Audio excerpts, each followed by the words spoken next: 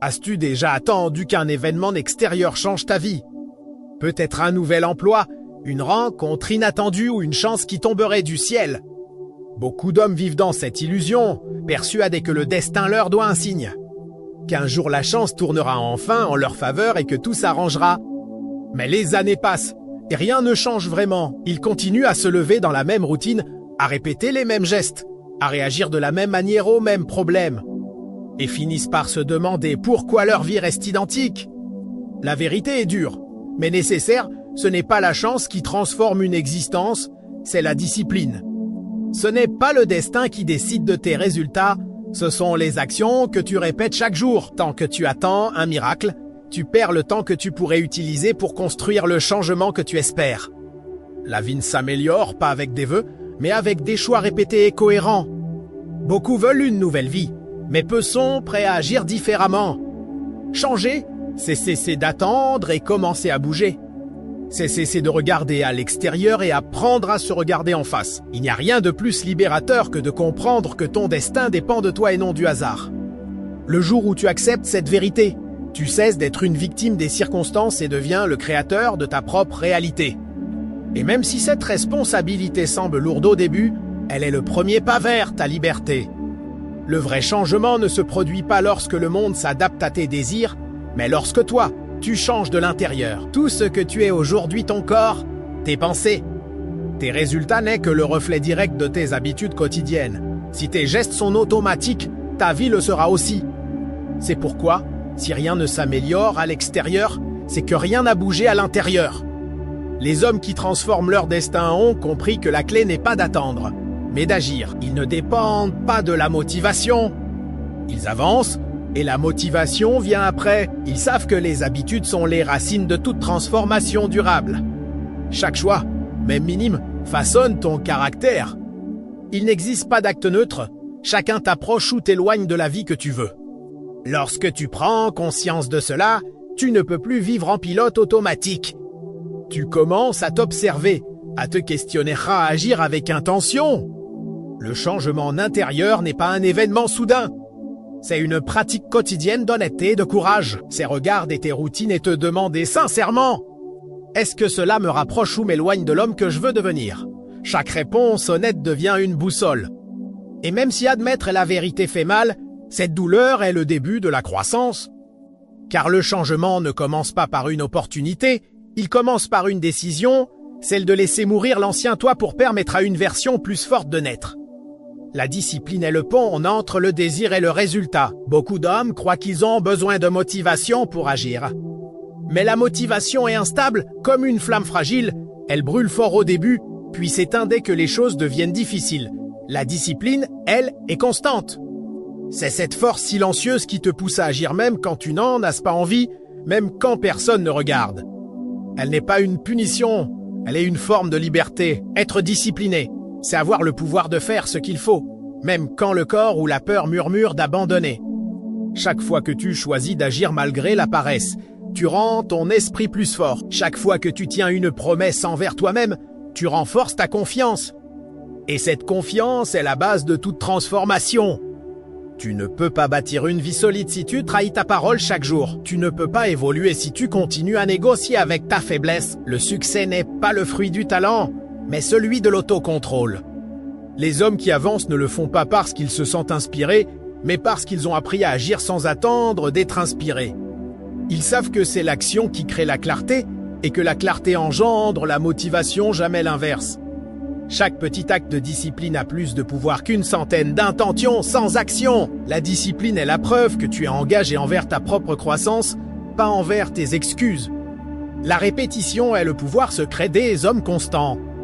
Tout le monde veut des résultats rapides, mais peu acceptent la lenteur nécessaire à leur construction. La vie récompense la constance, pas la vitesse. Ce n'est pas l'intensité d'un seul effort qui te transforme, mais la somme des efforts quotidiens, même ceux qui paraissent insignifiants. Chaque action répétée envoie un message à ton cerveau, ceci est important. Et plus tu répètes, plus cela devient naturel. Changer ta vie ne demande pas de force exceptionnelle, mais de la persistance. Il ne s'agit pas de tout faire parfaitement, mais de le faire chaque jour. Un pas minuscule dans la bonne direction, Répéter 1000 fois aura plus d'impact qu'un grand saut accompli sous l'impulsion d'une émotion. La répétition crée une structure mentale, reprogramme ton identité et fortifie ton caractère. Au début, elle semble ennuyeuse, inutile, parfois frustrante. Mais peu à peu, ton esprit s'aligne avec cette nouvelle direction. Et un jour, sans même t'en rendre compte, ce qui te demandait des efforts devient naturel. C'est là que tu comprends que la répétition n'est pas une prison, mais la clé de la liberté, parce que ce que tu répètes façonne ce que tu deviens, et ce que tu deviens finit par déterminer ton destin. L'inconfort est la porte du changement, mais la plupart des gens passent leur vie à l'éviter.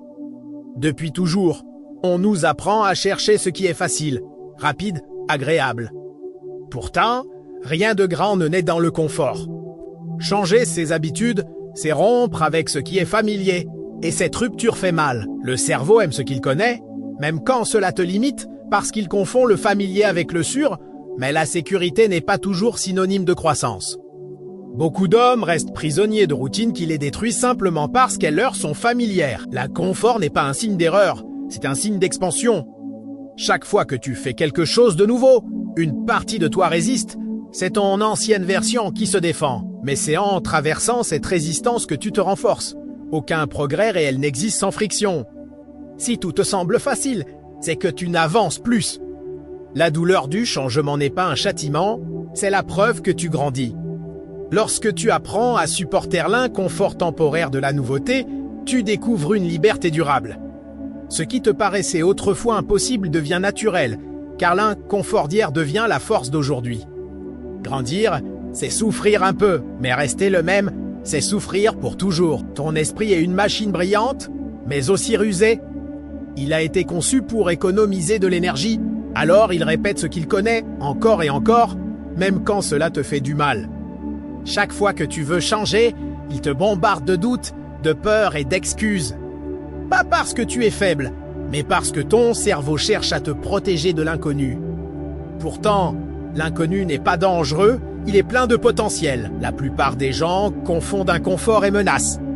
Ainsi, lorsqu'ils essaient de créer une nouvelle habitude, ils ressentent une résistance mentale, une petite voix qui leur dit « si pas aujourd'hui, ce n'est pas le bon moment ». Mais cette voix n'est pas la vérité, c'est simplement ton système de survie qui veut te garder dans le connu. Si tu agis malgré cette résistance, tu commences à reprogrammer ton esprit. Le vrai courage, ce n'est pas d'éliminer la peur, c'est d'avancer avec elle. La discipline devient alors ton allié, elle apprend à ton cerveau à obéir à ta volonté, pas à tes émotions. Changer, ce n'est pas lutter contre ton mental, c'est lui enseigner une nouvelle logique.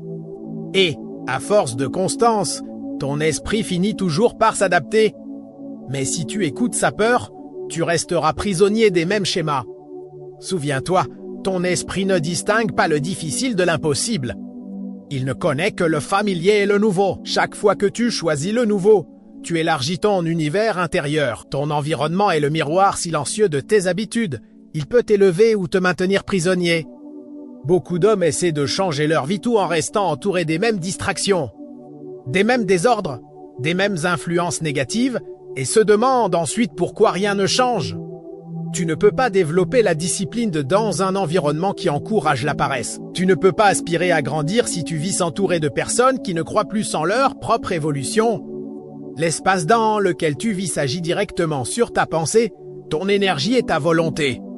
Chaque objet inutile, chaque désordre visuel, chaque voix qui t'éloigne de ton but devient un frein invisible.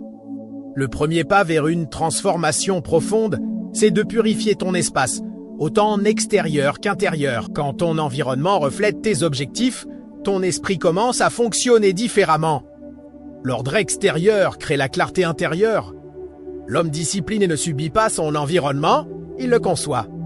Il élimine le bruit, organise sa routine et se rapproche de ce qui le pousse à évoluer. Les habitudes ne naissent pas du hasard, elles poussent dans le terreau de ton contexte. Si tu vis entouré de tentations, tu tomberas. Si tu vis entouré de sens, tu avanceras. Le bon environnement ne te force pas à être discipliné, il te facilite la discipline. Et quand ton espace devient le reflet de la vie que tu veux créer, ton esprit commence à se comporter comme si tu la vivais déjà. Chaque nouvelle habitude a un prix. Ceux qui refusent de le payer se condamnent à rester les mêmes. Beaucoup rêvent de changer, mais veulent le faire sans effort, sans inconfort, sans patience. Or, rien de durable ne s'obtient sans sacrifice. Changer, c'est payer avec ton temps, ton attention et ton énergie. C'est renoncer à des plaisirs immédiats pour des récompenses durables. Ce qui ne coûte rien n'enseigne rien, et ce qui n'enseigne rien ne transforme jamais. Chaque nouveau comportement n'exige de laisser mourir un ancien réflexe. C'est pourquoi le changement semble si douloureux. Il ne consiste pas seulement à apprendre, mais à se détacher. Abandonner les vieilles habitudes, c'est abandonner une partie de soi. Et pourtant, chaque minute d'effort devient une graine invisible de transformation.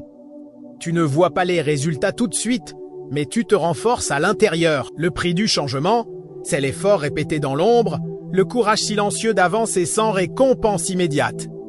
Mais avec le temps, cet effort forge ta force mentale. Chaque heure d'inconfort devient de la clarté, chaque renoncement devient du respect de soi. Et lorsque tu regarderas en arrière, tu comprendras que tout ce que tu as payé, tu l'as en réalité investi dans ta liberté, dans ta puissance et dans ton avenir. Tout le monde échoue. Personne ne change sans tomber plusieurs fois, et pourtant beaucoup abandonnent au premier revers. Ils croient que l'échec est la preuve qu'ils ne sont pas faits pour réussir.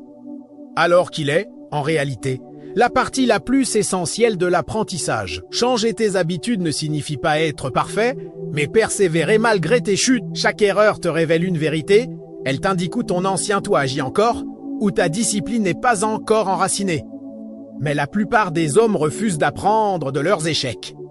Ils se laissent dominer par la culpabilité, et la culpabilité paralyse. Au lieu de réfléchir, ils s'accusent. Au lieu d'analyser, ils se condamnent.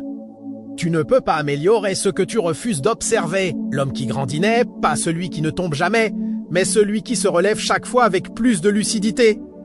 Quand tu échoues et que tu recommences, tu envoies à ton esprit le message le plus puissant qu'il puisse recevoir. Et j'avance, même lorsque je tombe. C'est cela, la véritable reprogrammation. Ce n'est pas d'éviter l'erreur, mais de montrer que rien ne t'arrête. Le progrès ne naît pas de la perfection, mais de la constance. Chaque fois que tu te relèves, tu deviens plus fort, plus sage et plus résilient. Les hommes qui changent leur vie ne sont pas ceux qui réussissent toujours, mais ceux qui refusent d'abandonner. Chaque action que tu répètes est une déclaration silencieuse de ce que tu crois être. Tes habitudes ne façonnent pas seulement tes résultats, elles sculptent ton identité. Si tu répètes des comportements faibles, ton esprit finira par te voir comme quelqu'un de faible. Si tu tiens tes engagements, même les plus petits, ton esprit commencera à te percevoir comme quelqu'un de fiable. Et lorsqu'un homme croit en lui, plus rien ne peut le stopper. L'esprit n'agit pas selon la vérité, mais selon ce qu'il croit vrai.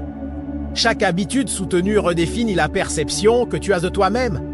Si tu te comportes comme un homme discipliné jour après jour, même sans te sentir ainsi, ton cerveau finira par le croire. C'est le comportement qui crée la croyance, pas l'inverse.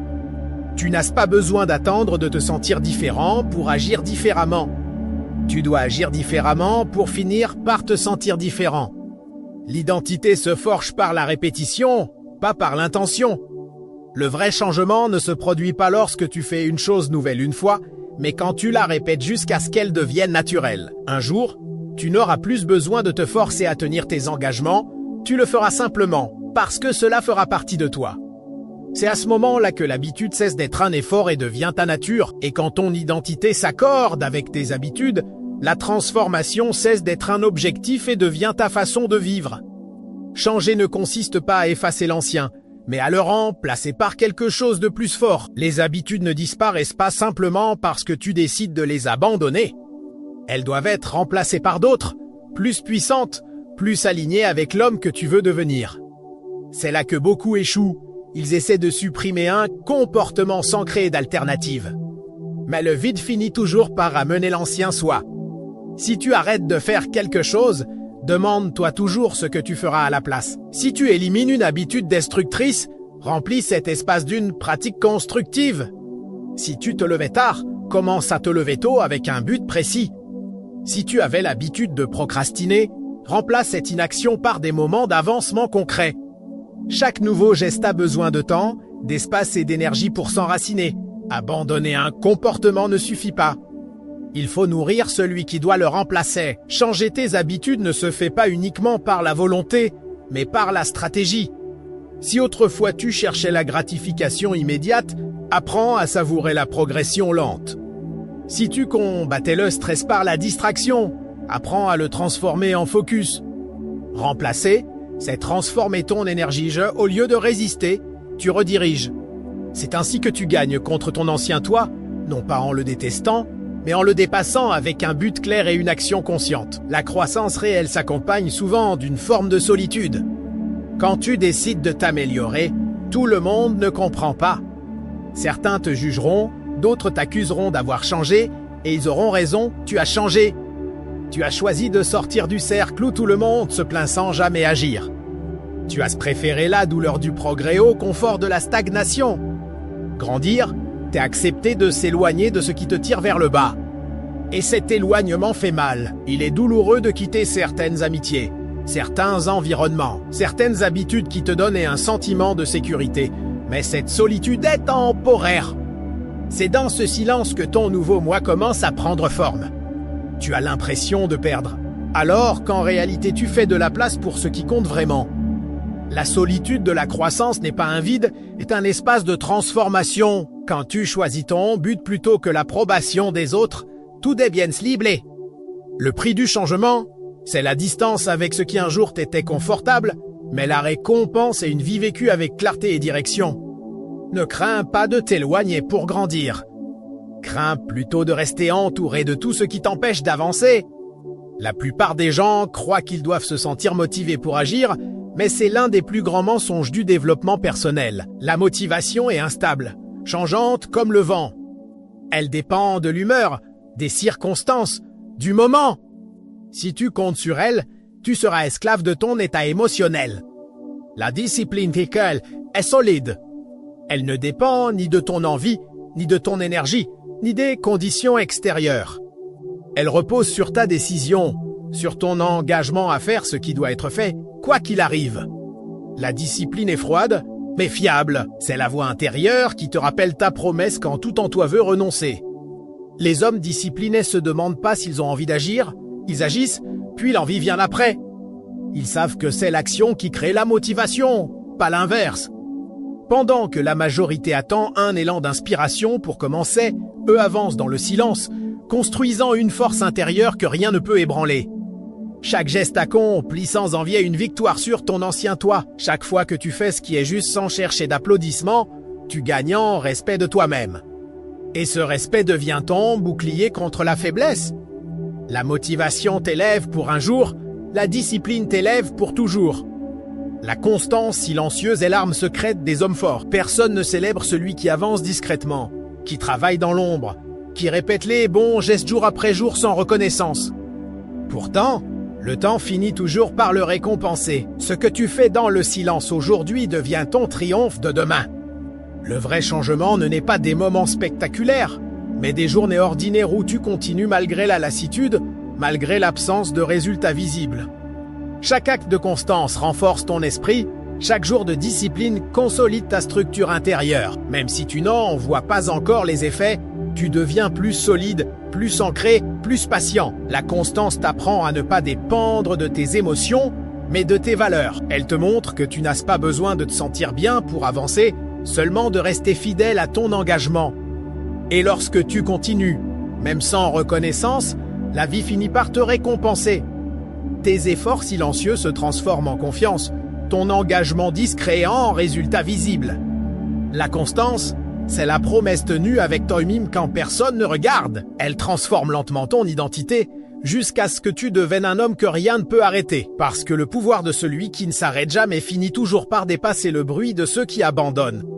Le véritable pouvoir ne réside pas dans le contrôle du monde, mais dans la maîtrise de soi. Beaucoup passent leur vie à vouloir tout changer autour d'eux, les circonstances. Les gens, les situations, sans comprendre que le point de départ de tout changement durable se trouve à l'intérieur. Tu peux posséder les meilleures opportunités et les meilleurs plans, mais si tu ne contrôles pas ton esprit, tout s'effondrera. La liberté n'est pas de faire ce que tu veux. C'est d'avoir la force de faire ce que tu dois, même quand tu n'en as pas envie. Maîtriser ton esprit, c'est apprendre à ne pas te laisser dominer par tes émotions. à ne pas réagir au moindre obstacle, à rester calme quand tout s'agite autour de toi. C'est agir avec conviction au lieu de réagir par impulsion.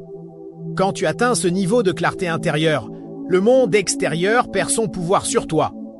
Tu n'as plus besoin que les choses se passent bien pour avancer, ni que les autres t'approuvent pour persister. Tu comprends enfin que ton contrôle ne réside pas dans ce qui arrive, mais dans ta réponse à ce qui arrive. Chaque fois que tu choisis la patience au lieu de la colère, la discipline au lieu de la paresse, tu renforces ton esprit. La véritable victoire n'est pas d'imposer ta volonté au monde, mais de la maintenir face au chaos. C'est le plus grand des arts, celui de se dominer soi-même, car un homme maître de lui ne craint plus rien. Le progrès véritable est invisible, beaucoup s'impatientent parce qu'ils ne voient pas de résultats immédiats et qu'on confonde lenteur avec échec. Mais toute transformation profonde commence dans le silence.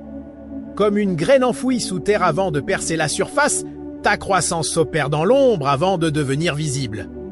La discipline ne donne pas toujours de satisfaction instantanée, mais elle produit toujours des fruits durables.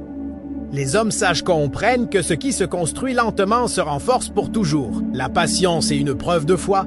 C'est la certitude que chaque effort, aussi discret soit-il, porte déjà en lui le changement. Chaque jour où tu tiens parole, même sans résultat apparent, tu envoies un signal puissant à ton esprit « Je peux me faire confiance ». Et cette confiance est la base de tout. Car lorsqu'un homme apprend à se faire confiance, il n'a plus besoin de validation extérieure. Chaque petit pas compte. Peu importe la vitesse, seule la direction importe. Le progrès invisible façonne ton caractère, durcit ta volonté et te prépare à recevoir ce que tu demandes à la vie. Et un jour, sans que tu saches exactement quand, tout s'aligne. Tu regardes en arrière et comprends que tu n'étais jamais immobile, tu étais simplement en train de te construire. Ce qui grandit lentement devient inébranlable. Les excuses sont l'ennemi le plus dangereux du progrès, car elles ne se présentent jamais comme des menaces. Elles murmurent, elles se déguisent en raisons logiques. En petits arrangements avec toi-même, ce n'est pas le bonjour, je suis fatigué. Je commencerai demain. Mais chaque fois que tu cèdes à une excuse, tu t'éloignes un peu plus de l'homme que tu veux devenir.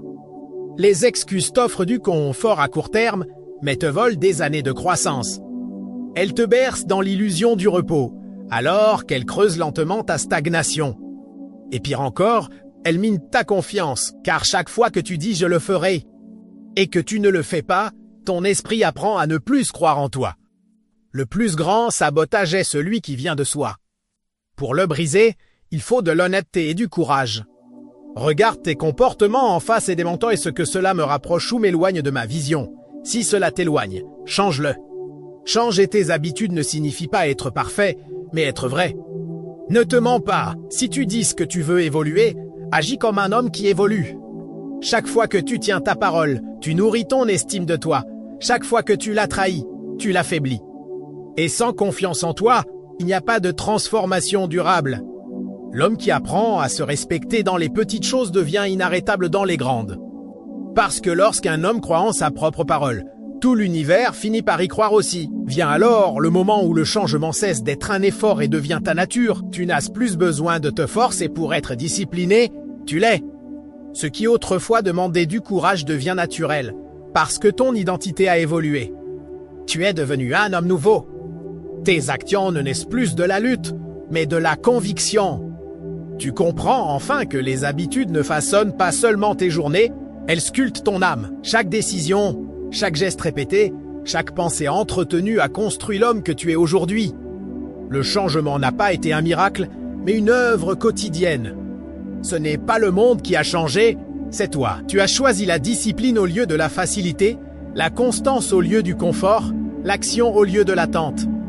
Et cette fidélité à toi-même est devenue ton plus grand pouvoir. Tu sais maintenant que la liberté ne consiste pas à faire ce que tu veux, mais à faire ce que tu dois, même quand tu n'en as pas envie. La vie ne donne pas ce que tu demandes, elle reflète ce que tu es. Et quand tu incarnes la clarté, la force et la discipline, le monde s'aligne naturellement autour de toi. Le vrai changement n'est pas un événement, c'est un état d'être. Et quand tu atteins ce point, tout ce que tu touches se transforme. Parce que tu ne dépends plus du hasard, tu deviens le créateur, conscient de ton propre destin.